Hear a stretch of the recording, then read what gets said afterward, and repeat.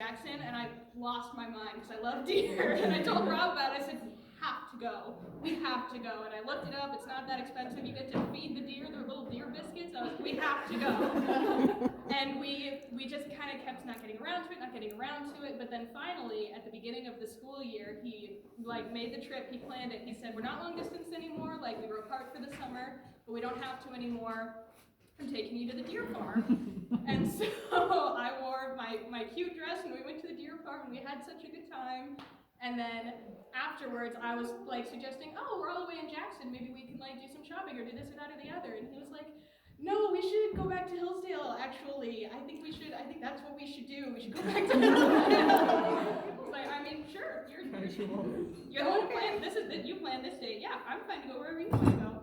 So we go back to Hillsdale and we go to the ARB on campus, and there's this one bench that we kind of always wind up at. We kind of always end up sitting there. And so the first red herring that he kind of threw me was when we got to the ARB, he said, oh, what direction do you want to go in? And I was like, he's not proposing today, otherwise he would steer me to one spot. So, all right, it's just a nice date day, that's okay. And so we meander around the ARB for a little bit, and we do end up at our bench, but I don't think anything of it, because we always end up there. I was just, this makes sense. So we were there for a little while, and we were chatting, and the second red herring was at one point I ended up with my head on his shoulder, and I could hear his heartbeat, and it was slow and steady, and so again, I was like, he's not proposing today. There's no way he's proposing today. But then he just kind of gets up really abruptly, and he's like, there's a deer over here. Emily, come look at the deer with me. And I'm like, sure, okay, I'll go see the deer. There was no deer. But when I turned around, there, taped to the bench, was my first clue. And so going back to the embroidered gifts that I've made for Rob, one of them was this little set of map hoops where I embroidered the map of important locations for us. So it was where we met, where we had our first date, and our first kiss. And so in this little clue was those three hoops and a paper written in Koine Greek, because Rob is Rob. And I had to decipher this clue, and it revealed the address of the Brannigans, who I lived with for so long, and Tim and Nancy have become a set of Michigan parents for me. They're just wonderful.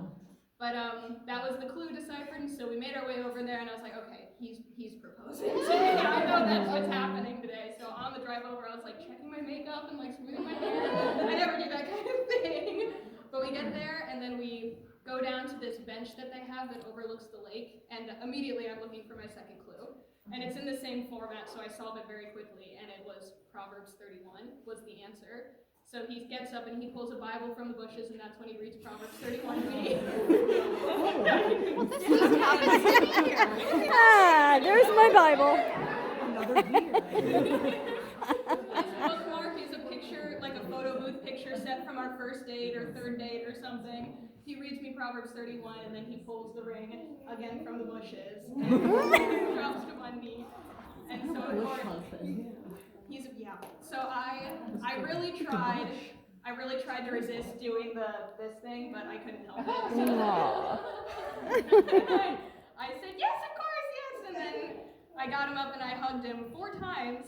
And then it wasn't until the 4th hug that I looked over his shoulder and I saw the secret photographer who was in a kayak on the lake. And the reason I didn't notice him is because he actually had a fishing